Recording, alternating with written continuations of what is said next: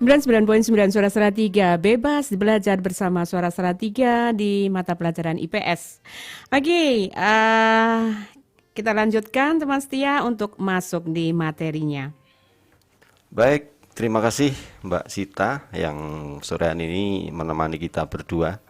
Dan tentunya untuk supaya tidak berlarut-larut, mari kita segera bahas materi pada sore hari ini tentang pluralitas masyarakat Indonesia.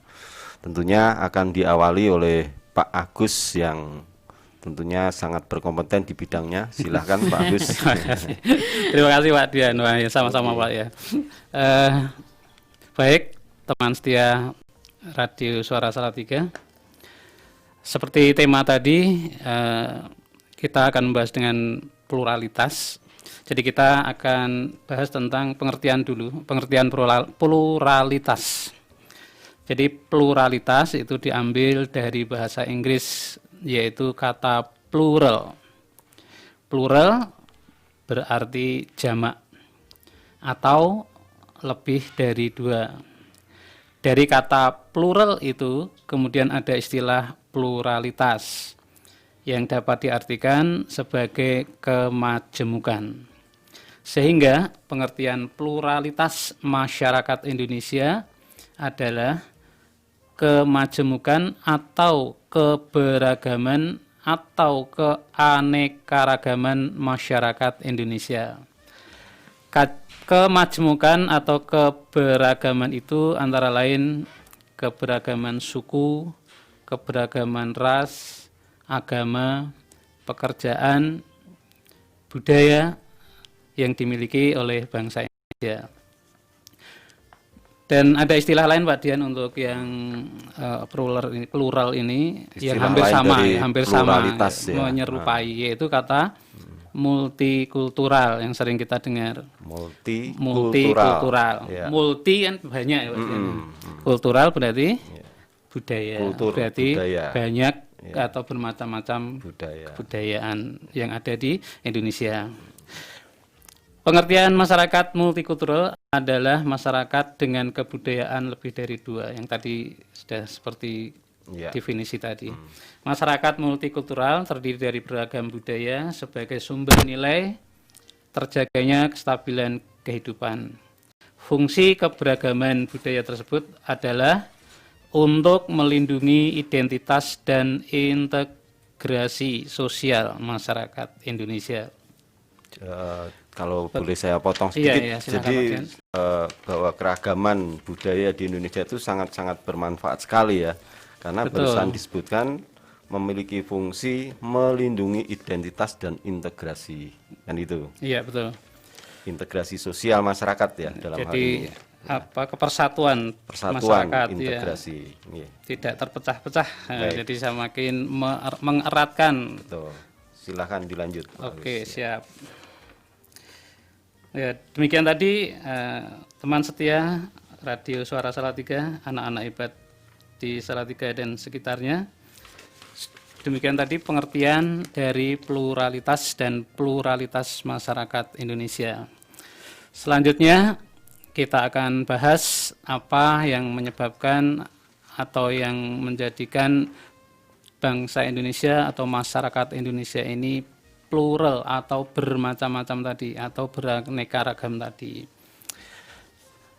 Untuk itu monggo Pak Dian untuk dijelaskan mungkin sebab-sebab mengapa bangsa Indonesia atau masyarakat Indonesia ini beraneka ragam itu Pak Dian. Iya, seperti yang tadi disampaikan Pak Agus di depan, saya sempat menangkap bahwa pluralitas atau keanekaragaman atau multikultur gitu ya. Iya, betul. Masyarakat Indonesia itu bisa terjadi karena ada faktor-faktor yang menyebabkan kan gitu. Betul. Nah, faktor-faktor yang menyebabkan adanya pluralitas masyarakat Indonesia ini salah satunya adalah nanti akan kita bahas banyak begitu ya. Tapi yang pertama dulu kita bahas yaitu faktor sejarah. Anak-anak hebat Salatiga dan sekitarnya yang saat ini bersama kita di Suara Salatiga, faktor sejarah ini sangat penting dalam menentukan pluralitas masyarakat Indonesia. banyak para sejarawan yang berpendapat tentang asal-usul nenek moyang bangsa Indonesia. Mereka saling memberikan argumen serta bukti-bukti dari argumen tersebut. Namun dari sekian banyak pendapat atau teori, ada satu teori yang memiliki bukti paling kuat, yaitu pendapat sejarawan dari Belanda yang bernama Van Gelden.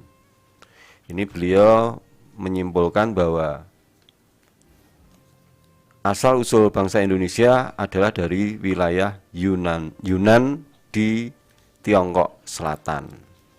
Ya. Bangsa Yunan datang ke wilayah Indonesia dibagi menjadi 3 gelombang. Gelombang pertama disebut sebagai bangsa Negrito. Masuk wilayah Nusantara kurang lebih 1000 sebelum Masehi, tahun 1000 sebelum Masehi. Mereka ini mendiami daerah Papua dan Kepulauan Melanesia, atau mungkin sebelah timur dari negara Indonesia gitu, Melanesia ya, Pak Dian, ya. Melanesia dan ini Papua gitu. ke timur. Dari Melanesia, Papua Nugini, kemudian Fiji, Samoa itu, Pak. Iya, ini. Kemudian gelombang kedua setelah ada bangsa Negrito tadi, gelombang kedua yaitu bangsa Proto-Melayu, atau dikenal dalam bahasa Indonesianya yaitu Melayu Tua.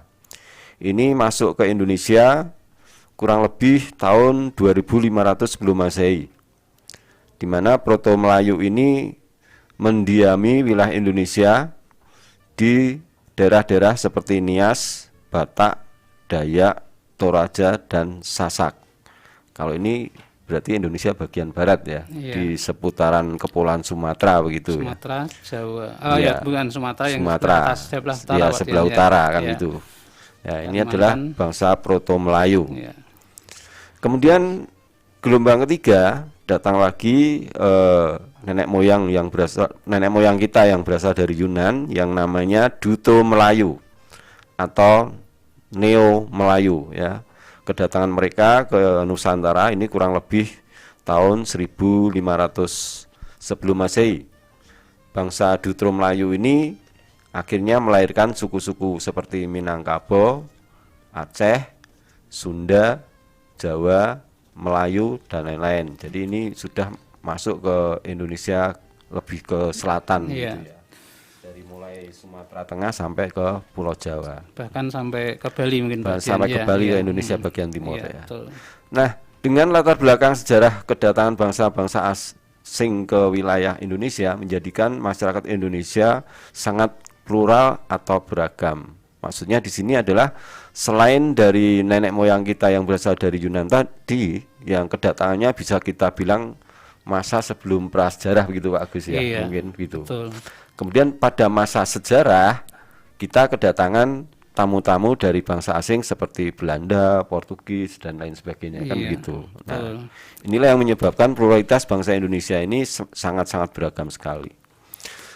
Saya kira itu Pak Agus. Jadi mungkin Pak Agus bisa menambahkan ya faktor-faktor lain yang menyebabkan bangsa Indonesia itu memiliki sangat besar sekali keragamannya Pak Agus. Iya, tadi faktor sejarah ya Pak Dian ya. Jadi dari ada Negrito, kemudian Proto Melayu, Deutero Melayu itu kemudian berbaur dengan masyarakat Indonesia atau berbaur di Indonesia dengan masyarakat modern sekarang, kemudian juga masyarakat dari tadi yang disebutkan Pak Dian yang dari bangsa Eropa, bangsa Asia Barat. Betul. Dan lain-lain tadi itu menyebabkan masyarakat Indonesia menjadi plural menjadi beraneka ragam seperti itu Pak Dian. Sampai sekarang ini di Salatiga keberagaman untuk yang sejarah ini mungkin juga itu sangat terasa sekali ya. Kita mudah menjumpai teman-teman atau saudara-saudara kita yang berasal dari luar Jawa ya. Apakah dari Papua, dari Ambon, dari Sumatera mungkin, dari Aceh. Ini mudah kita jumpai. Bahkan di Salatiga. Salatiga disebut sebagai Indonesia kecil ya Pak Dian ya. Karena mungkin bisa seperti beraneka ragamnya masyarakat itu. Iya, betul. Kemudian selain faktor sejarah tadi, Pak Dian, itu ada faktor lain yang dua, yaitu faktor geografi. Faktor geografi. Kita ketahui bersama bahwa Indonesia adalah negara kepulauan yang dikelilingi oleh lautan yang luas. Di samping itu, Indonesia merupakan negara yang memiliki banyak pegunungan. Kedua faktor tersebut menyebabkan terjadinya isolasi geografi atau batas daerah dengan batas daerah lain di Indonesia. Akibatnya, adanya isolasi geografis laut, maka hubungan masyarakat antar pulau menjadi terhambat. Akibatnya lagi, setiap pulau masyarakatnya ini berkembang sesuai dengan kondisi alam yang tersedia dan menyebabkan suku dan kebudayaan yang dimiliki masyarakat setiap pulau itu berbeda-beda, Pak Dian. Ya, terisolasi itu maksudnya terbatasi ya. Iya. Ruang gerak dari masyarakat Indonesia terbatasi karena kita dipisahkan lautan, pegunungan dan lain-lain kan begitu. Betul. Iya. Jadi kan masyarakat itu punya akal ya, punya Iya, akal pikiran. Kemudian dengan akalnya ini dia atau masyarakat itu bisa menciptakan sesuatu untuk mempermudah kehidupannya. Iya. Kalau di pulau yang terpencil misalnya dia kemudian berlayar, kemudian terdampar di pulau tertentu, kemudian dia kan bertahan hidup. Iya, nah, bertahan hidup itu kemudian dengan akalnya mereka memanfaatkan alam itu, kemudian diolah sedemikian rupa menciptakan sesuatu budaya dalam hal ini budaya kan baru. Akhirnya dia bermacam-macam juga. Betul. Setiap pulau seperti itu akhirnya masyarakat Indonesia menjadi beragam karena faktor geografis. Itu yang dari laut ya Pak Jen. Kemudian adanya isolasi geografi gunung. Hubungan antar satu daerah juga terhambat Pak Dian. Betul. Meski budaya di daerah tersebut tetap sama, namun dalam suatu pulau bisa terjadi perbedaan suku dan perbedaan budaya. Betul. Iya, misalnya di Jawa saja Pak Dian ya. Di Jawa itu kan misalnya masyarakat di daerah Purwakarta ke sana, Banyumas itu. Iya. Dia dari segi budaya yang berupa bahasa saja, Betul. itu dialeknya berbeda dengan di Salatiga. Dan memang secara geografis Pulau Jawa ini merupakan pulau yang banyak sekali gunung-gunungnya. Ya. Otomatis ini kan mengisolasi beberapa daerah-daerah kan begitu. Iya. Sehingga menciptakan budaya-budaya di ya gitu. Dan mungkin juga tradisi dan kebiasaan baru. Tradisi, ya, betul. Faktor itu tadi faktor geografi Pak Dian ya. Jadi bisa menyebabkan terjadinya pluralitas masyarakat Indonesia karena terbatasnya. Kalau antar pulau tadi kan terbatas mungkin apa Pak Dian, transportasinya ya, sehingga dia berkembang sendiri. Apalagi zaman dulu ya. Kalau mungkin zaman sekarang untuk sudah tidak begitu masalah gitu. Kemudian yang ketiga adalah faktor iklim Pak Dian. Adanya perbedaan iklim ini juga menyebabkan terjadinya pluralitas masyarakat Indonesia Pak Dian. Misalnya yang beriklim tropis seperti ini, maka masyarakatnya akan menciptakan sesuatu yang disesuaikan dengan kondisi di iklim yang seperti ini, yang tropis. Kemudian yang daerah lain juga seperti itu. Mungkin itu Pak Dian untuk faktor iklim dan faktor geografis. Sekarang mungkin kita lanjutkan saja, yaitu faktor letak geografis. Kalau tadi faktor geografisnya sendiri ya keadaan alamnya. Sekarang faktor letaknya. Jadi posisinya mungkin ya. Dilihat dari letak geografis wilayah Indonesia ini kan berada di persimpangan dua benua dan dua samudra seperti yang sudah teman-teman setia ketahui, yaitu berada di persimpangan antara benua Asia dan benua Australia. Dan di antara dua samudra, yaitu Samudra Pasifik dan Samudra Hindia. Dengan posisi seperti itu, Indonesia sangat strategis Pak Dian, karena bisa dilalui banyak orang dari berbagai penjuru tadi, dan menjadikan Indonesia sebagai jalur lalu lintas perdagangan antar pulau dan antar samudra.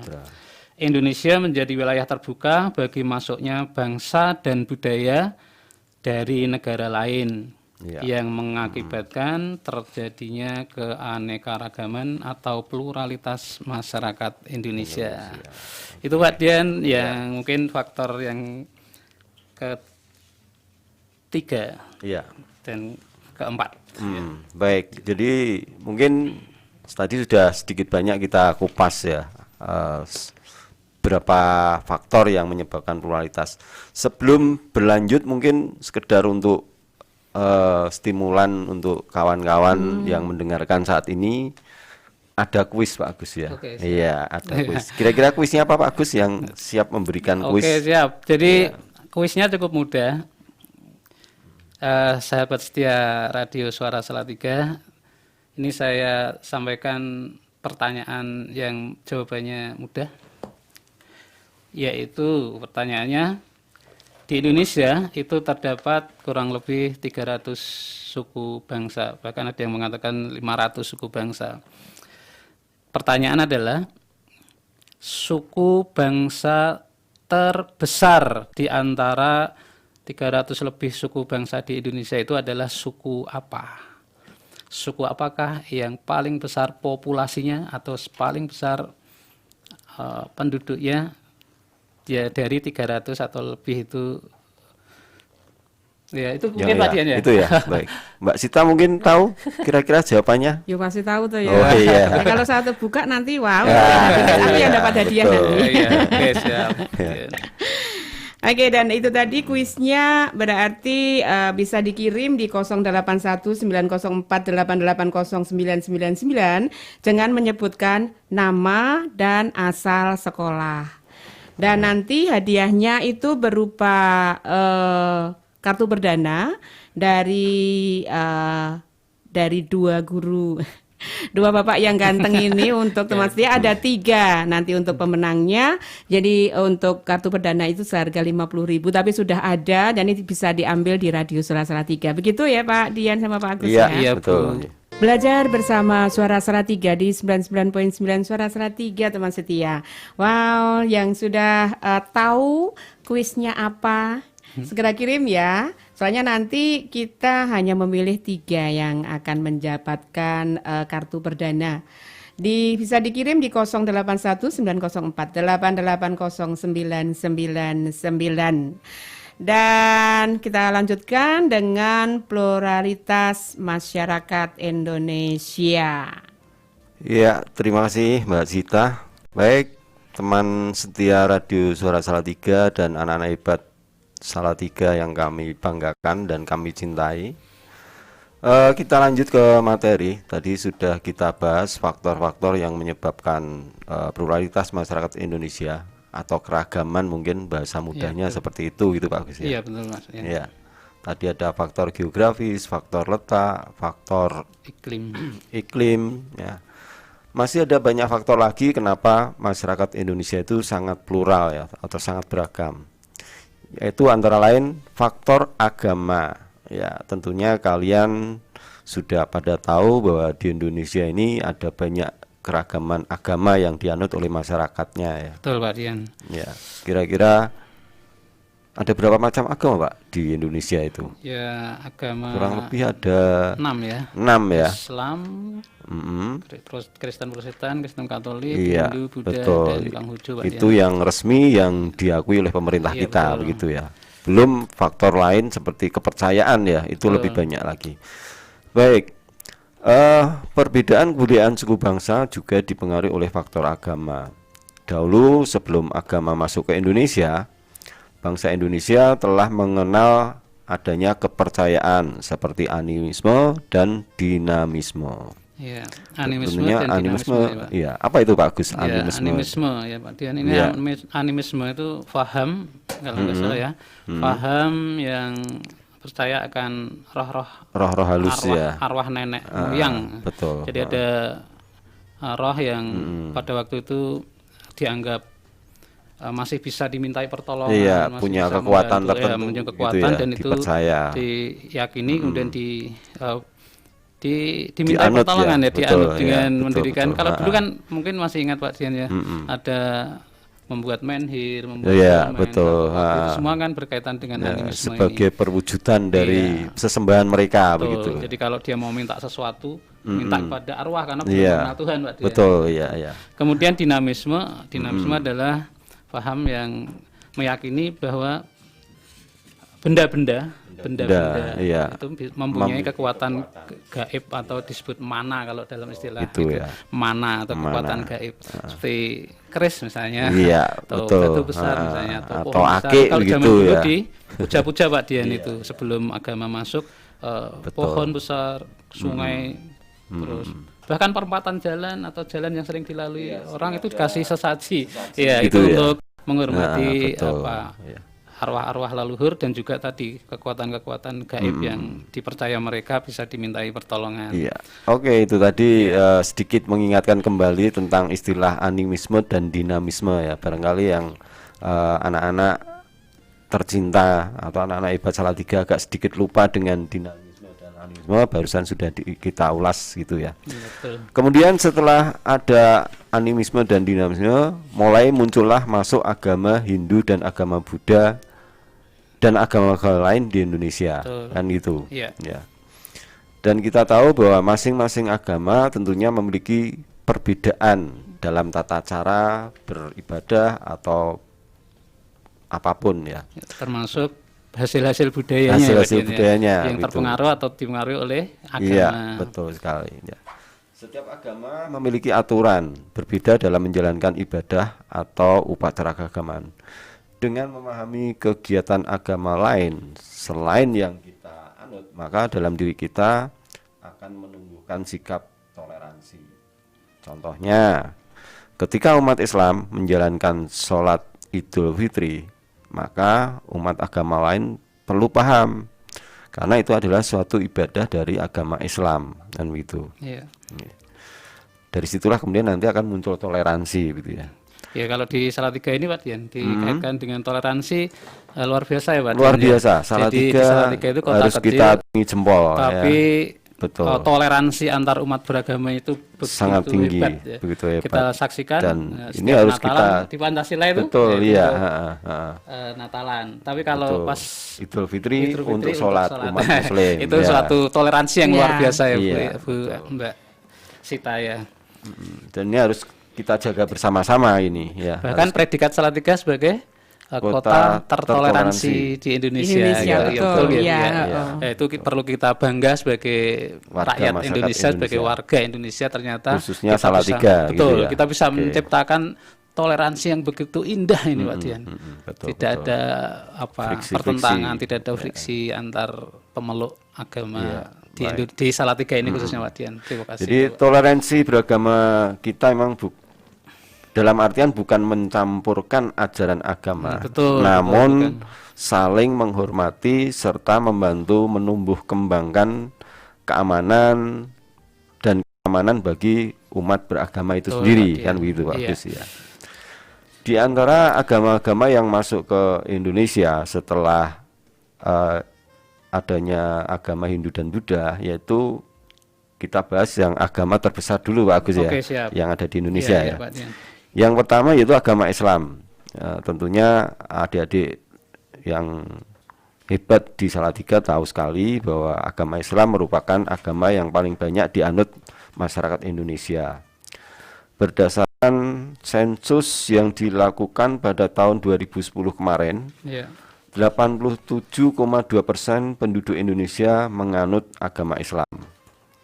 Agama Islam diprediksi masuk ke Indonesia pada abad ke-7.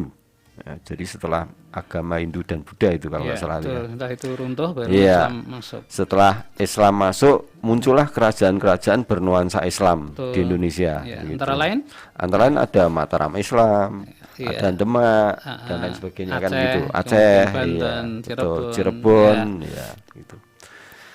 Terdapat beberapa hari besar agama Islam, diantaranya Hari Raya Idul Fitri, Hari Raya Idul Adha, atau Hari Raya Korban. Selain itu, hari Jumat merupakan hari yang sangat penting bagi umat Islam karena semua laki-laki wajib pergi ke masjid untuk menjalankan ibadah sholat Jumat secara berjamaah. Itu.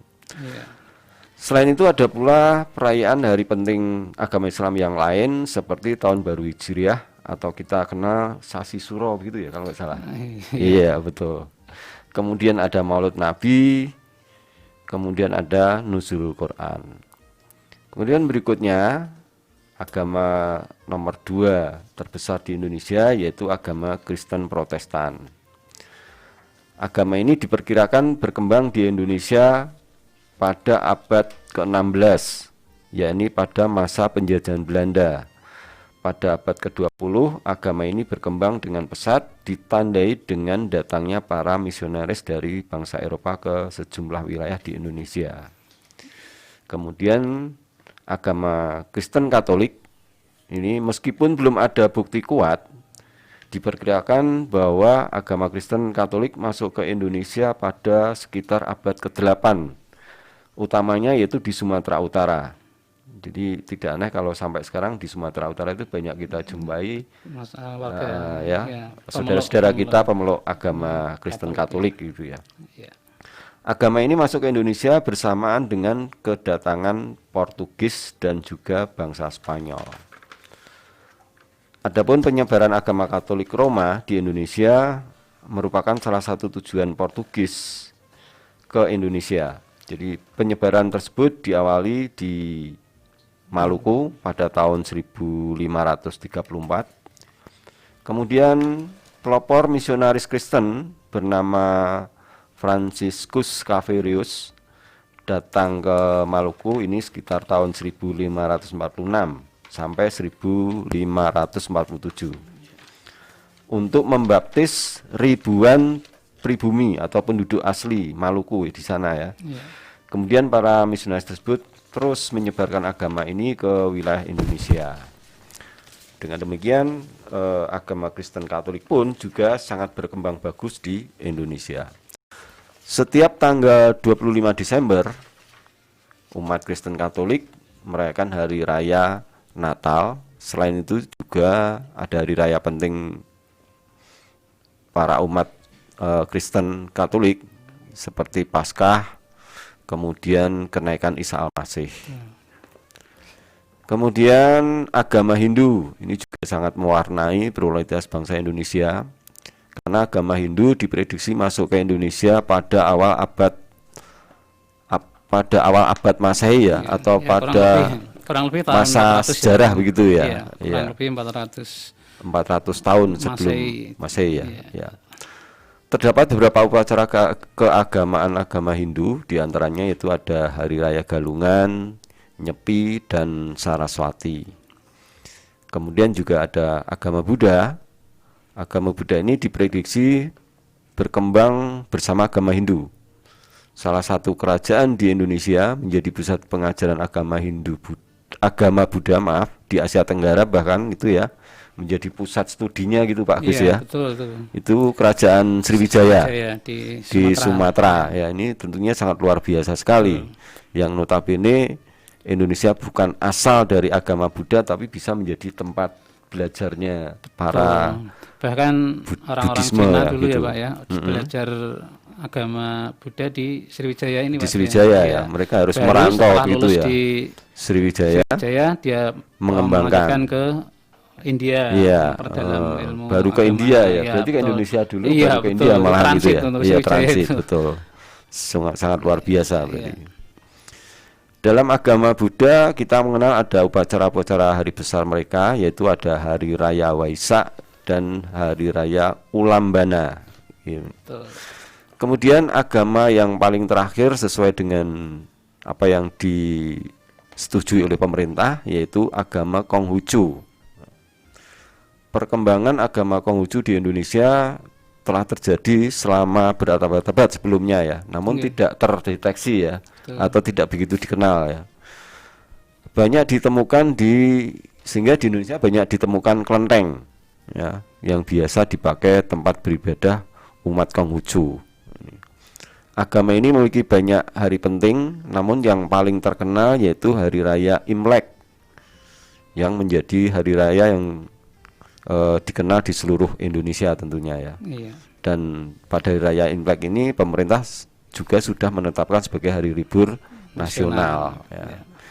Itu kira-kira Pak Agus. Mungkin ada hal lain yang bisa dijelaskan lagi berkaitan dengan pluralitas ya masyarakat Indonesia, karena memang ini faktornya banyak sekali. Betul. Yang penting mungkin diantara agama-agama yang ada di Indonesia ini juga ada di Salatiga ini, Pak Dian. Jadi kita sebagai umat beragama harus saling, tadi penekanannya adalah saling menghormati, saling toleransi di antara umat beragama. Itu yang penting sekian, Pak Dian. Jadi kerukunan ini sangat diutamakan. Karena dengan adanya kerukunan menciptakan kenyamanan dalam berkehidupan, berbangsa dan bernegara, kan begitu. Ya. Jadi bisa kita lihat ya budaya-budaya yang berkaitan dengan agama ini mungkin Pak Dian. Kalau masjid sudah biasa ya kita lihat banyak. Ya, gereja juga banyak. Kemudian, nah ini kalau yang Hindu itu mungkin untuk tambahan pengetahuan saja Pak Dian mungkin ini. Jadi kalau Hindu itu di dekat SMP 7 lagi ya, SMP 7. Oh iya, dekat SMP 7 ada pura ya. Ada pura namanya. Mbak Sita pernah lihat? Pernah di itu, di yang mau ke SMP 7 Betul, yang naik itu ya. Ada pura saya pernah foto di sana, dikirain saya pergi ke Bali. Memang situasinya seperti di Iya, Bali betul. itu ya. Karena Apalagi ada Kambojanya itu Betul. toh, saya kasihkan di telinga, saya foto di situ, dikirain pergi ke Bali. Ini turis dari ya itu namanya Pura Adya Dharma, itu kelihatan yang besar di Salatiga itu Pak Dian. Kemudian kalau Buddha itu ada beberapa di daerah mana itu Getasan. Ya itu yang masih yang ya ABC ke atas sedikit itu adanya itu. Ya mungkin itu tambahan pengetahuan untuk agama, dan itulah yang ada di Indonesia dan di Salatiga ini. Itu Pak Dian yang menyebabkan terjadinya pluralitas ya Pak Dian di vektor agama. Ya. Mungkin saya lanjut Pak Dian ya untuk pembahasan tentang pluralitas ini. Ya. Jadi faktor yang berikutnya selain agama tadi yang sudah dijelaskan oleh Pak Dian, yaitu faktor budaya Pak Dian. Budaya. Faktor budaya. Ya. Menurut Kuncoro Ningrat, ini seorang ahli sejarah juga, seorang ahli antropologi juga. Beliau menjelaskan bahwa kata kebudayaan berasal dari bahasa Sanskerta, yaitu budaya, yang merupakan bentuk jamak dari budi, yang berarti budi atau akal. Ada 3 bentuk budaya menurut J.J. Honigman, antara lain. Jadi ini ada dua orang yang menjelaskan tentang itu Pak Dian. Jadi ada 3 bentuk kebudayaan. Yang pertama adalah kebudayaan yang berupa gagasan atau wujud ideal. Wujud ideal dari suatu kebudayaan yakni dalam bentuk gagasan, ide, norma, nilai, peraturan, dan lainnya yang bersifat abstrak dan tidak bisa disentuh. Letak ide dan gagasan itu berasal dari dalam pikiran manusia. Kebudayaan hasil pemikiran manusia bisa di dalam bentuk karya tulis seperti karangan, buku, dan cerita-cerita yang dibuat oleh manusia untuk menjelaskan sesuatunya. Itu yang berwujud gagasan. Kemudian ada lagi bentuk kebudayaan yang berupa aktivitas atau tindakan. Sistem sosial dalam masyarakat merupakan wujud kebudayaan dalam bentuk aktivitas atau tindakan. Sistem sosial merupakan aktivitas berinteraksi. Kontak juga bergaul antar manusia berdasarkan norma yang berlaku. Karena bersifat konkret, maka semua yang terjadi bisa diamati dan diarsipkan. Ini bentuk kebudayaan yang kedua. Sedangkan bentuk kebudayaan yang ketiga berupa artefak atau karya. Artefak merupakan wujud kebudayaan fisik yang dapat diraba, dilihat, dan didokumentasikan sebagai hasil dari kegiatan, perbuatan, dan karya manusia di dalam masyarakat. Itu wujud kebudayaan. Kemudian menurut Kuncoro Ningrat, kebudayaan itu ada 7 unsur. Ya, jadi 7 unsur kebudayaan menurut Kuncoro Ningrat adalah yang satu, peralatan dan perlengkapan hidup, seperti tempat tinggal, pakaian, alat rumah tangga, senjata, alat produksi, alat transportasi. Kemudian yang kedua, mata pencarian hidup dan sistem ekonomi, seperti pertanian, produksi, distribusi, dan lain sebagainya. Dan yang ke sistem kemasyarakatan, keempat bahasa, baik bahasa lisan maupun bahasa tulisan, kemudian kesenian, mulai dari seni rupa, seni suara, seni tari. Kemudian yang berikutnya sistem religi atau sistem kepercayaan. Itulah yang membuat masyarakat Indonesia juga beragam, Mbak Dian. Jadi hasil-hasil karyanya, baik gagasan, pikiran, kemudian hasil-hasil karya yang berupa hasil benda-benda yang bisa dilihat dan dipindah-pindahkan, itu merupakan pluralitas. Jadi memang faktor-faktor penyebab pluralitas di masyarakat Indonesia itu sangat banyak sekali ya. Iya, betul. Sebetulnya mau kita bahas terus ini ya, tapi karena waktu juga yang harus membatasi kita, mungkin nanti untuk faktor-faktor berikutnya akan kita lanjutkan di sesi berikutnya gitu Mbak Sita ya. 99.9 Suara Salatiga teman setia di acara Bebas. Pasti sudah dak-dik-duk-der gitu ya Pak Dian sama Pak. Siapa ini? Ternyata banyak banget. Ada yang berpartisipasi, semuanya sama. Jawabannya Jawa. Betul ya? Suku Jawa. Oke, suku Jawa. Iya, semuanya betul. Ternyata pada pinter-pinter semua. Yaitu tadi yang sudah masuk itu ada Satria dari SMP Negeri 6, ada Dewi Puspitasari SMP Negeri 7, Moksa Madek Satrio SMP Negeri 1, ada Gadiza SMP Negeri 7, ada Lutfi Sabrina SMP IT Nidaul Hikmah, ada Abiel Fadil SMP Negeri 2, Aisyah Nur Ramadhani SMP Negeri 2, Regita SMP 7, Laila SMP 4, Claudio SMP 4 juga, Siti Alfi SMP 10, ada Faza dari MTSNU, ada Alis Salma SMP 7, Aprilia SMP Negeri 6, dan Argason dari SMP Negeri 7. Ternyata banyak banget yang berpartisipasi di sini ya. Anak-anak hebat semua ya. Oke, ternyata masih suka dengan radio ternyata ya. Nah, ternyata setelah dipilih, ditimbang, diundi. Nah, ini ada 3 yang akan mendapatkan paket perdana ya dari M3 seharga 50.000, ada 18 GB ini. Asik sekali nanti, pokoknya bisa untuk belajar daring untuk betul. Apa saja di sini. Nanti bisa diambil di Radio Suara Salatiga dengan menyebutkan nama dan asal sekolah sesuai dengan yang sudah saya umumkan, yaitu yang pertama Laila dari SMP Negeri 4, kemudian Siti Alfi dari SMP Negeri 10, dan Faza dari MTSNU. Oke, congratulations ya, selamat ya untuk ketiga pemenang yang tadi dari Laila dari SMP Negeri 4, Siti Alfi dari SMP Negeri 10, dan Faza dari MTSNU. Begitu tadi pengumumannya Pak Dian dan Pak Agus. Iya, terima kasih Mbak Sita. Sekali lagi selamat untuk kalian-kalian yang beruntung pada sore hari ini ya. Baik teman setia, anak-anak hebat. Demikian pembelajaran daring kita hari ini bersama kami dan Suara Salatiga.